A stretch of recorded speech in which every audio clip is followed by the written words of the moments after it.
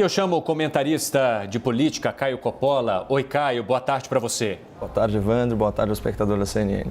Caio, vamos falar então sobre o caso do deputado Daniel Silveira, né? O Supremo Tribunal Federal e os ministros votaram de forma unânime, 11 votos a 0, a favor da manutenção da prisão do deputado. Ainda ontem, a Procuradoria-Geral da República denunciou o deputado Daniel Silveira ao STF por coação, agressões verbais, ameaças.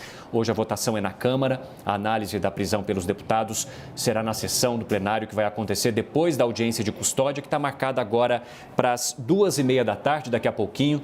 Na audiência de custódia, o juiz pode revogar a prisão em flagrante ou pode convertê-la também em prisão preventiva ou temporária.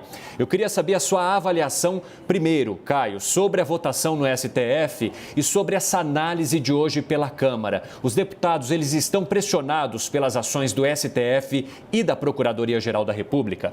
É evidente que sim, né, Cine? Em violação aí ao princípio da separação dos poderes, os congressistas, eles estão sob pressão explícita do tribunal, que é o responsável por julgar os parlamentares brasileiros com o famigerado foro privilegiado. Então, por um lado, os deputados eles desejam sim manter a sua imunidade parlamentar e o seu direito à opinião intocados, como prevê a Constituição Federal. Por outro, eles temem retaliação. Retaliação de quem? De um tribunal cada vez mais arbitrário, cada vez mais autoritário, que invade a competência e cerceia direitos dos demais poderes da República. Mas pouco importa o resultado de ontem na Corte, essa unanimidade, ou de hoje no Parlamento. Porque, como ensina a Margaret Thatcher, premier britânica, uma maioria não consegue tornar certo o que é errado. Então, conchavos políticos são o que tem de menos relevante aqui. O importante é que o espectador, o cidadão, o brasileiro, que ele entenda a dimensão dos absurdos praticados pela nossa mais alta corte. Eu digo alta aqui no sentido de mais distante da realidade terrena. Porque, ao contrário do que o jornalismo de torcida faz parecer, a prisão em flagrante de um parlamentar não pode ser justificada pelo seu caráter, pelo seu temperamento, pela sua militância política ou pela sua biografia.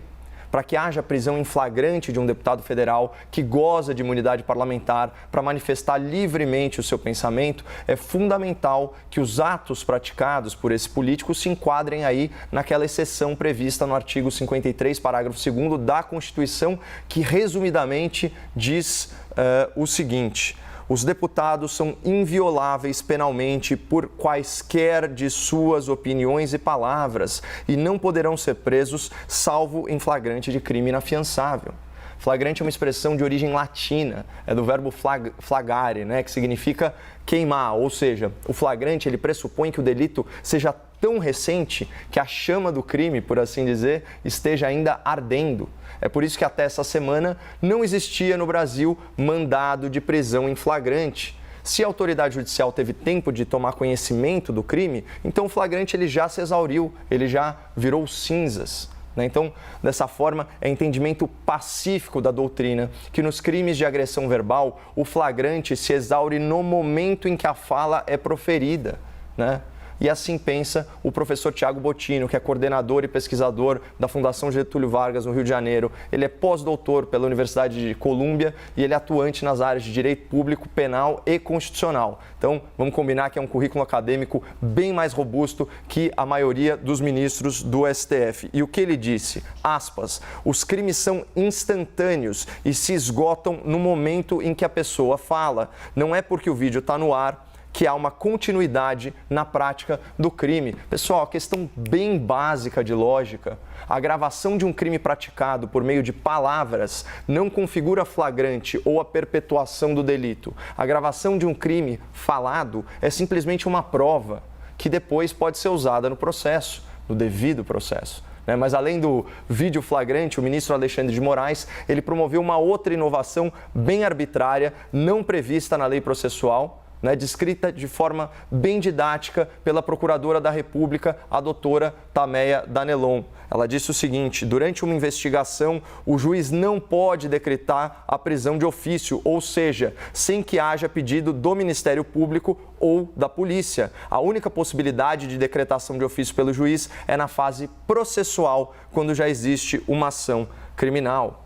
Então, vamos lembrar que esse inédito mandado de prisão em flagrante, ele foi expedido no âmbito do inquérito das fake news, que é uma investigação inconstitucional, sem objeto nem prazo definidos, que, aliás, vai completar 2 anos mês que vem, e que foi instaurada com base numa interpretação impossível, absurda, do artigo 43 do Regimento Interno do STF. E detalhe, a Procuradoria-Geral da República mandou arquivar o inquérito, tamanha a sua ilegalidade. Contudo, talvez por esse mesmo motivo, essa flagrante ilegalidade, ele permanece como instrumento de censura, como instrumento de perseguição política a serviço do nosso maior tribunal. Mas voltando aí às cinzas da Constituição, né, que foi queimada no plenário do STF nessa quarta-feira de cinzas.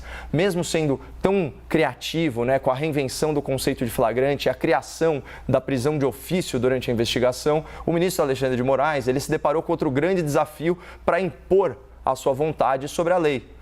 Prender um parlamentar em flagrante só é possível se o crime for inafiançável.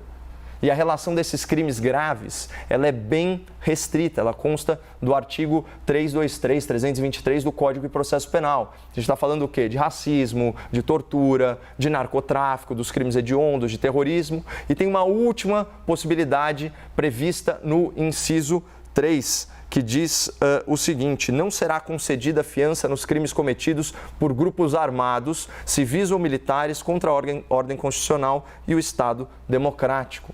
É uma repetição do que diz a Constituição no artigo 5º, se não me engano, no inciso 44. Então, se o deputado preso não pertence a um grupo armado, como justificar que ele cometeu crime inafiançável?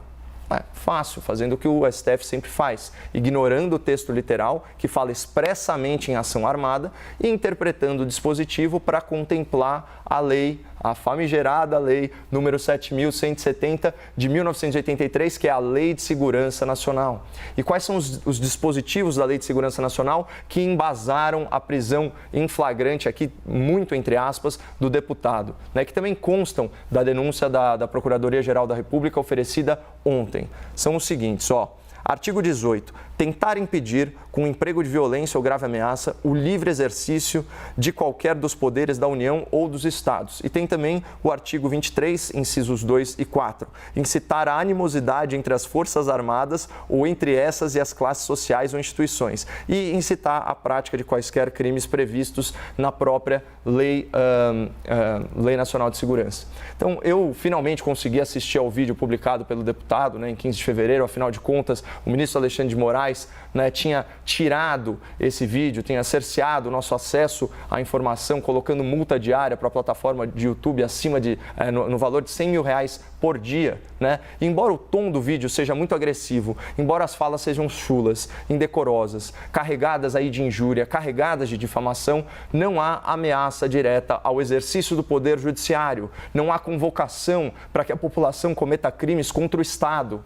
E não há conclamação para que as Forças Armadas intercedam no Supremo e vice-versa. Só umas provocações e umas bravatas de uma pessoa que não detém qualquer poder real, qualquer poder institucional, além do seu mandato parlamentar. Portanto, só recapitulando, para que fique bem claro, esse inquérito é inconstitucional. Ele promove a censura e a perseguição política. E a sua ilegalidade é tão patente que a PGR solicitou o seu arquivamento. A prisão que foi realizada desrespeita o devido processo legal, porque o ministro nunca poderia decretá-la na fase de investigação sem ser provocado pela polícia ou pelo Ministério Público. E, além disso, por ter sido motivado por palavras proferidas por um deputado, a prisão viola a garantia constitucional de imunidade parlamentar e, ainda que o direito de opinião fosse relativizado, ainda que ele seja relativizado, não se caracterizou o flagrante e os crimes praticados no vídeo são todos passíveis de fiança. Então, finalmente, a Lei de Segurança Nacional, que a gente estava tratando, não se aplica ao conteúdo do vídeo publicado, bastando os tipos previstos no Código Penal. Porque se houve crime, os delitos não foram praticados contra o regime democrático, mas sim contra os membros do Poder Judiciário, o que é muito, mas muito diferente. Essa é a realidade jurídica. O resto é interpretação, é narrativa, é torcida. E eu repito aqui, eu não concordo com essa ventilação de acusações sem provas. Eu nunca utilizei de injúria, de difamação nas minhas críticas. Eu não tenho nenhuma afinidade pessoal com esse deputado federal em específico, mas aqui O que a gente está discutindo não é o caráter do parlamentar, não é a biografia dele, nem as suas ideias. O que está em discussão é a correta aplicação da lei e das regras de prisão neste caso. Né? Sem falar aí na falta de respeito à Constituição, ao Instituto da Imunidade Parlamentar e, claro, ao princípio da separação dos poderes. É disso que se trata, não de um julgamento moral sobre esse deputado. Ô Caio, e aí vem o vice-procurador-geral da República, Humberto Jacques de Medeiros, que enviou ao STF um parecer complementando a denúncia feita pela PGR. A proposta é que o deputado Daniel Silveira fique proibido de se aproximar do prédio do Supremo, que ele possa se deslocar ali apenas entre sua casa e o trabalho, nesse caso a Câmara dos Deputados, por meio de um monitoramento com tornozeleira eletrônica. Eu quero saber qual a sua avaliação sobre essa proposta complementar da PGR e se seria uma forma de livrar o deputado da prisão sem que o STF fosse contrariado. Nossa, você percebe, Evandro, o próprio enunciado da pergunta que você me dirigiu, né, já mostra que a preocupação dessa turma não é com a justiça, mas é com a acomodação, né, de interesses pessoais e corporativos do Supremo Tribunal. É evidente. Olha o que está normalizado aqui no nosso debate público. A gente está especulando sobre, aspas, a PGR contrariar os ministros do STF, quando a única preocupação legítima deveria ser não contrariar a Constituição, a lei, né, que por inspiração da data de ontem se tornou cinzas, como eu já citei. Né, o tal mandado de prisão em flagrante é ilegal, a prisão de ofício é ilegal, a manutenção da prisão é ilegal e qualquer outra forma de cerceamento da liberdade desse parlamentar, especialmente em decorrência das suas opiniões, é ilegal.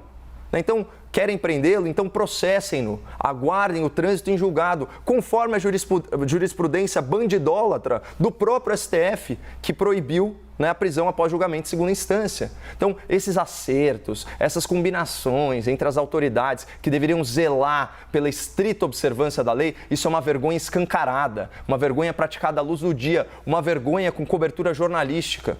Né? Então, o Supremo ele decide com um casuísmo que salta aos olhos. Né? A pretexto de proteger a democracia, eles violam o devido processo legal e torturam a Constituição para invocar uma lei do regime militar.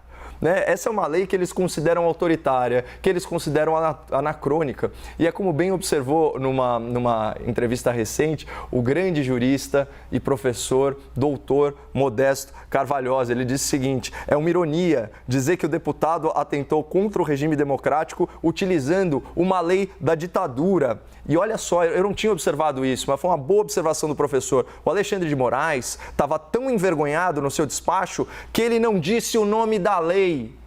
É Lei de Segurança Nacional, para sua vergonha, ministro. E vejam qual que era a opinião da esquerda. Eu separei aqui da advocacia milionária e da elite judiciária sobre o uso dessa lei nas palavras do então vice-presidente da OAB de São Paulo, doutor Ricardo Santos Filho. Ele disse o seguinte em artigo: promulgada nos estertores do regime militar, como se for uma tentativa de continuidade do aparelho repressivo, a Lei de Segurança Nacional parecia esquecida, mas agora dá sinais de ser um esporo jurídico latente à espera das condições propícias para recobrar a sua malignidade, a sua perversidade, a sua maldade. E ele continua, artigo de 2019, a simples menção da possibilidade de reavivar a lei para enquadrar adversários políticos demonstra a imperdoável vacilação do universo jurídico e democrático em deixá-la vigente. Bom, o título desse artigo sobre a Lei de Segurança Nacional, para quem se interessar, é O Último Bastião do Entulho Autoritário. Portanto, até outro dia, as elites engravatadas do direito abominavam a Lei de Segurança Nacional, mas esse entendimento muda subitamente, drasticamente, quando eles enxergam a possibilidade de enquadrar os seus adversários políticos, especialmente os apoiadores do presidente da República. Né? E já que a gente está nessa pegada aí de escancarar a hipocrisia alheia, eu vou citar aqui o trecho de uma fala de terceiro que está circulando na internet. Diz o seguinte: tem que fechar o Supremo Tribunal Federal. Nós temos que evitar que gente como Roberto Barroso tenha o poder de ditar os rumos do processo eleitoral, da escolha popular e da democracia brasileira. Estou falando entre aspas, hein, pessoal? Não quero nenhum mandado de prisão em flagrante contra mim. Essa fala antidemocrática, pelos padrões do STF, foi proferida por um ex-parlamentar do Partido dos Trabalhadores, né? E esse ex-parlamentar é ex-presidente da OAB do Rio de Janeiro. Né? Ao contrário do deputado que o ministro prendeu, ele fala explicitamente no fechamento do tribunal.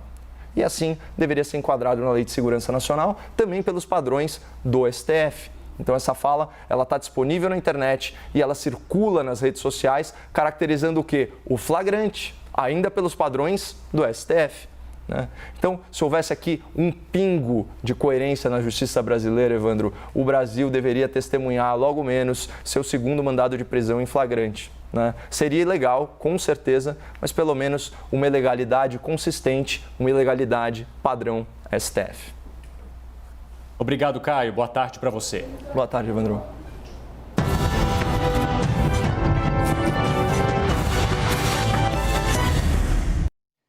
As opiniões emitidas pelos comentaristas do quadro não refletem necessariamente a posição da CNN.